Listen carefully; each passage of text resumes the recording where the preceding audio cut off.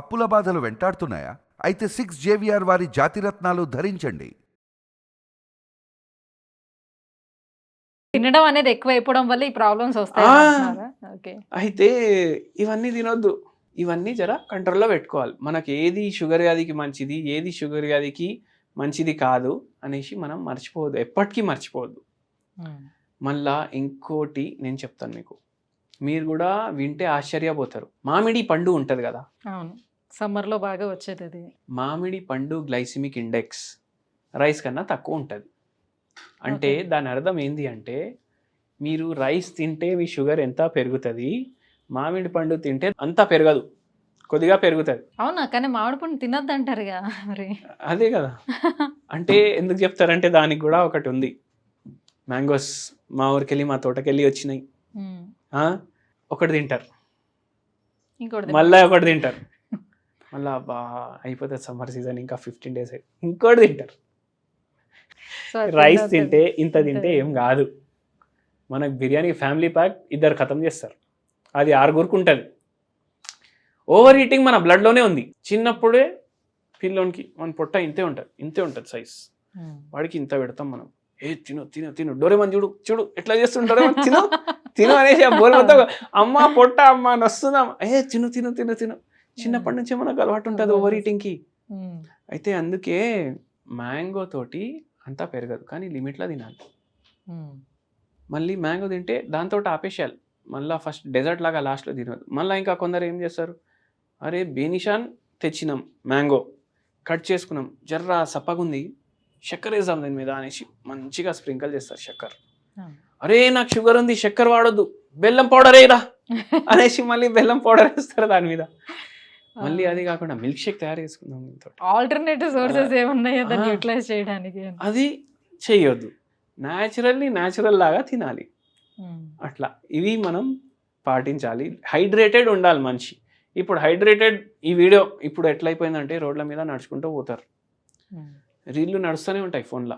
ఎవరో క్యాబ్ నడుపుతుంది, రీల్ కనిపించింది, ఆపిండి బండి పక్కకి, జర రెస్ట్ తీసుకుందాం, నడుము నొప్పి బాగా అవుతుంది వాళ్ళకు, నా రీల్ కనిపిస్తుంది.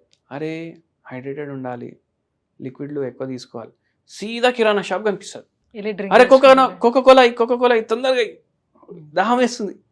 ఆ పనులు చేయొద్దు. ఏరిటెడ్ డ్రింక్స్, ఒక్క గ్లాస్ కోకోకోలాలో మీరు 5 కప్పులు ఛాయ్ తాగినారు అనుకోండి, ఉమ్. ఆ 5 కప్పుల్లో ఎంత షుగర్ ఉంటుంది, ఆ ఒక్క 200 ml లో ఉంటుంది. మరి ఇప్పుడు 0 షుగర్స్ అనే వస్తున్నాయి కదా. అది అవును. ఓకేనా? షుగర్ 0 ఉంది దాంట్లో, కానీ స్వీట్నర్ అయితే ఉంది కదా, అవును ఉంది. ఎట్లా? 0 క్యాలరీలు ఉన్నాయి కదా. ఆ. అయితే ఏంటంటే షుగర్ ఆల్టర్నేటివ్ వాడతారు దాంట్లో. బై ఛాన్స్ యాస్పర్టేమే వాడినరు అనుకోండి, యాస్పర్టేమ్ వల్ల కూడా ప్రభావాలు ఉంటాయి మన బాడీ మీద, ఓకే. లివర్ మీద ప్రభావం ఉంటుంది. అందుకే అవి ప్రిఫర్ చేయొద్దు. So diet cokes and 0 sugars ఏ ఉన్నా కూడా వాటిని ప్రిఫర్ చేయొద్దు. అవి ప్రిఫర్ చేయొద్దు. సో లైఫ్ స్టైల్ డిసీజెస్లో ఇటీవల కాలంలో మహిళలు ఎక్కువగా ఎదుర్కొంటున్నటువంటి సమస్యలు థైరాయిడ్, PCOD, ఇవి చాలా కామన్ ప్రాబ్లమ్స్ లాగా అయిపోతుంది. సో ఒక ఇన్ఫర్టిలిటీ, డాక్టర్ దగ్గరికి వెళ్ళకుండా ఎవరు నార్మల్గా కన్సీవ్ అయితే అవ్వట్లేదు, ఆ స్టేజ్కి వచ్చేసింది. సో ఇవి ఎక్కువగా పెరిగిపోతూ ఉండటానికి రీజన్, అండ్ వీటిని ఏ రకంగా కంట్రోల్ చేయొచ్చు హోమియోపతి మెడిసిన్తో, కంప్లీట్గా కంట్రోల్ చేయడానికి ఎంతవరకు సాధ్యం అవుతుంది? PCOD అయితే భగవంతుడి దయ వల్ల మంచిగా పూర్తిగా తగ్గుతుంది హోమియోపతి తోటి. ఇన్ఫర్టిలిటీ కేసెస్ ఎట్లా ఈ మధ్య పెరుగుతున్నాయి, ఎందుకు పెరుగుతున్నాయి? ఇప్పుడు PCOD, థైరాయిడ్ వ్యాధి, షుగర్ వ్యాధి మహిళల్లో, అవునా కదా, వీళ్ళకు ఈ రోగాలు రావడానికి ఏమేం కారణాలు ఉన్నాయి మనం చూసుకోవాలి. మోర్ ఓవర్ ఏంటంటే మోస్ట్ ఫర్టైల్ అంటే ఈజీగా పిల్లలు పుట్టడం 17 years నుంచి 25 years. పెళ్ళిలే 28, 29, 30కి అవుతున్నాయి. దాని తర్వాత 3 ఏళ్ళు మాకు టైం కావాలి. అంటే వీళ్ళకి మెనర్కి స్టార్ట్ అయిన 2 years నుంచి పిల్లల్లో ఇష్యూస్ స్టార్ట్ అయిపోతున్నాయి కదా. అవును, ఎందుకంటే వాళ్ళు తినేది చెత్త, జంక్ ఫుడ్ అంటారు దాన్ని. తెలుగులో ట్రాన్స్లేట్ చేస్తే చెత్త తిండి. తెలుగులో ట్రాన్స్లేట్ చేస్తే అదే జంక్. ఇది చెత్త, ఇది తిను అంటే ఎవరైనా తింటాడా? తినడు. జంక్ ఫుడ్ అని పదం వానికి అర్థం కాక తింటుండా, లేకపోతే ఇగ్నోర్ చేసి తింటుండా వాళ్ళకే తెలుసు. పిల్లలు ఏడుస్తారు, అరే నువ్వు నాకు ఆ చిప్స్ ప్యాకెట్ తీసుకురా, లేకపోతే ఇప్పుడు తినను నేను చిప్స్ ప్యాకెట్ కావాలి నాకు. ఇప్పుడు వాళ్ళ నానమ్మ పోతుంది కిరాణా షాప్కి పోయి ఆ చిప్స్ ప్యాకెట్ ఏం చేయాలి, తింటలేడు. అరే నువ్వు ఒక పూట తిననివ్వకపోతే నెక్స్ట్ టైం అయితే తింటారు కదా. అన్ఎడ్యుకేటెడ్ అందరు పేరెంట్స్ కూడా ఇస్తున్నారు పిల్లలకి. ఎడ్యుకేటెడ్ అని కాదు, సేమ్. ఇప్పుడు మనకు తెలుసు మన పిల్లల హెల్త్ డ్యామేజ్ అవుతుంది, మనకు తెలుసు. కానీ మనం మన చేతనైతే లేదు ఇచ్చేద్దాం, గమ్మున ఊకుంటాడు ఒక 2 గంటలు, ఫోన్ చేతిలో పెట్టేస్తారు, చిప్స్ ప్యాకెట్ పెట్టేస్తారు, వాడు తినుకుంటా ఫోన్ చూస్తాడు 2 గంటలు, అట్లా అయిపోతుంది. మళ్ళీ ఇప్పుడు అందరూ హస్బెండ్ వైఫ్ ఇద్దరు వర్కింగ్ అనుకోండి, నాయనమ్మ కానీ తాత వాళ్ళు కానీ అమ్మమ్మ వాళ్ళు కానీ లేకపోతే ఒక కేర్ టేకర్ కానీ వాళ్ళు చూసుకుంటారు పిల్లలకి, స్కూళ్ళకు పోతారు, అది డే కేర్ సెంటర్లకు పోతారు, అప్పుడు వస్తుంది ప్రాబ్లం.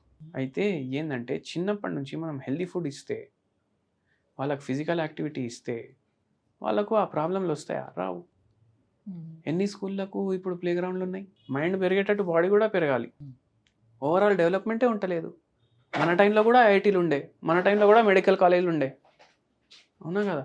అప్పుడైతే 5 ఐఐటీలు ఉండే. ఇప్పుడు ఒక పిల్లోడు వచ్చి ఒక 2 వారాల ముందు 6th క్లాస్లో ఉన్నాడు, 6th క్లాస్లో ఉన్నాడు. ఆ పిల్లోని స్కూల్ టైం మార్నింగ్ 8 నుంచి 6 వరకు. అమ్మ అంత ఏం చదువుతావు అని అడిగినా నేను. ఇంతే ఉంటుంది కదా మ్యాథ్స్ టెక్స్ట్ బుక్ ఎవరికన్నా. ఐఐటి కోచింగ్ అంట 6th క్లాస్ అని. అంటే వానికి ఇంజనీరింగ్ అంటే కూడా తెలియదు, వాళ్ళు ఐఐటి కోచింగ్, మా పిల్లోడు ఐఐటి చేస్తుండు అనేసి చెప్తారు. వాళ్ళకి ఏమపో ఉంటుంది అంటే ఐఐటి జాయిన్ అయిపోయిన వాళ్ళ పిల్లోడు, కోచింగ్ అనేది వాళ్ళకి తెలియదు చాలా పేరెంట్స్కి. అది కూడా ఒక ప్రాబ్లం. మళ్ళీ అంత గంటలు చదివినా అంతే ఎక్కుతుంది, గంట చదివినా అంతే ఎక్కుతుంది. ఫుల్ స్ట్రెస్ కార్టిజోల్ పెరుగుతుంది, కార్టిజోల్ పెరిగితే పీసీఓడి వస్తుంది. సో పునాది కరెక్ట్గా లేదనమాట. సో అక్కడ నుంచి మొత్తం ప్రాబ్లం ఇష్యూ అంతా స్టార్ట్ అయిపోతుంది. యా, మరి దీన్ని లాంగ్ టర్మ్ ఈ మెడిసిన్ యూస్ చేయటం వల్ల క్యూర్ చేయడానికి సాధ్యం అవుతుంది, లేకపోతే షార్ట్ టర్మ్లోనే దీన్ని క్యూర్ చేసుకోవచ్చు అనుకుంటారు? ఫస్ట్ ఇన్ఫర్టిలిటీ కేసు వచ్చింది అనుకోండి, మన మందులు ఇవ్వడంతో పీరియడ్ ఆటోమేటిక్ రెగ్యులర్ రావడం స్టార్ట్ అవుతుంది, ఎగ్ రెగ్యులర్ టైంకి రిలీజ్ అవుతుంది, ప్రెగ్నెన్సీ కూడా నార్మల్గా వస్తుంది. అట్లా ఉంటుంది హోమియోపతి మెడిసిన్. అండ్ చాలా కేసులకి హోమియోపతి మెడిసిన్స్ తోటి ఎవరికైతే వేరే వేరే ట్రీట్మెంట్లు వాళ్ళకి ఫెయిల్ అయినాయి వాళ్ళకు కూడా పిల్లలు అయినరు హోమియోపతి మందులతోటి.